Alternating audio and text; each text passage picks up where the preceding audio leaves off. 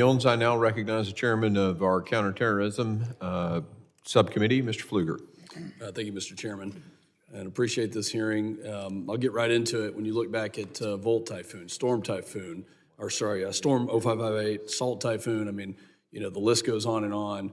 I'm obviously worried about critical infrastructure, not just in my own district that includes energy production, but every other aspect of our lives. So I'll start with you, Mr. Wales. In last Congress, I introduced the 7 Act, which was, and I hope that we can mark it up in this committee this year and send it to the floor, because it's a coordinating piece of legislation that asks our federal agencies to do the hard work of coordinating. So who is the lead government agency when it comes to responding immediately to a cyber threat?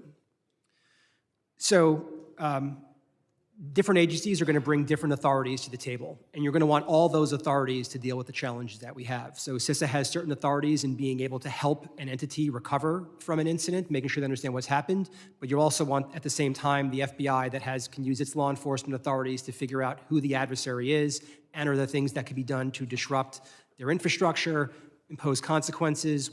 There's coordination with the intelligence community that's going to be tracking adversaries overseas. So there's not necessarily going to be one person, because no one agency has all the authorities, resources, and capabilities that we're going to need to tackle that problem. And what you want are those agencies working closely together. And I would argue from my time in and having just left, the operational coordination amongst the agencies working on cybersecurity is better now than it has ever been. Ms. Walden, how would you grade the response to, let's just say, Salt Typhoon to the cyber attack? And because I'm going to pull this thread just a little bit, that there's no single agency that's in charge. There's a lot of stakeholders, but how was our response to Salt Typhoon? Well, sir, I think the response to Salt Typhoon was adequate and appropriate. I was not in government as part of the apparatus at the time that Salt Typhoon was discovered, but I do think it was adequate and appropriate. Admiral Montgomery, good to see you. Let's go on that. How was our response? What could be better? And do we need a lead agency to help coordinate? So hearing those answers, you know, as a 35 years in the military, I kind of learned you need one leader. One agency needs to be in charge. I've never seen a military organization work with 2 leaders in charge. So the right answer is CISA. I think we have to create that condition. Look, do I think other people contribute to it? The Sector Risk Management Agency that's responsible for that industry, sure. But in the end, there can be only one. And that leader, I think, needs to be CISA. I think the Biden administration missed a great opportunity to do that in National Security Memorandum 22. Even though CISA was telling them to do it and asking for that lead responsibility, they did not get it. I think we need to, as we redo National Security Memorandums and things, I think an upgrade to that, to put CISA in charge. This is a bipartisan issue. Yeah. You know, this committee created CISA. You need CISA to be that leader on the Hill.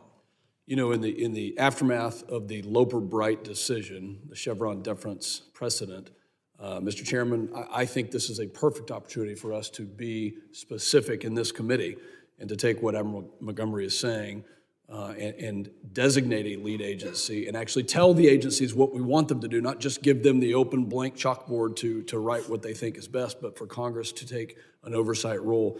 In your written testimony, Admiral Montgomery, you used the term lying in wait when you were referring to the Volt Typhoon attack. Who is lying in wait now, and what is the next attack that keeps you up at night? And then, Mr. Myers, I want you to comment on the same thing.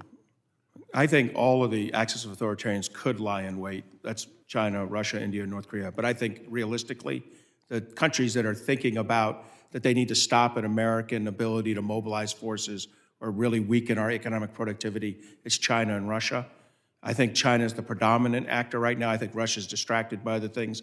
I have no doubt that there's Russian malware in our systems with access, with an ability to be accessed at a later date. So it's China, Russia, and we got to keep our eye on. If I had to choose one, I'd choose China. Thank you. Mr. Myers, I'll give you the last 30 seconds. Thank you, sir. These incidents are not over. Salt Typhoon is an ongoing activity by an adversary, as is Volt Typhoon, or what we call Vanguard Panda. So this is something that we need to continuously engage. We need to continuously identify, root them out, and put a stop to them and cut off their access. So I would say that I just want to make that point that this is something that's ongoing. We need to remain focused on it. Thank you for your testimony, Mr. Chairman. I yield back.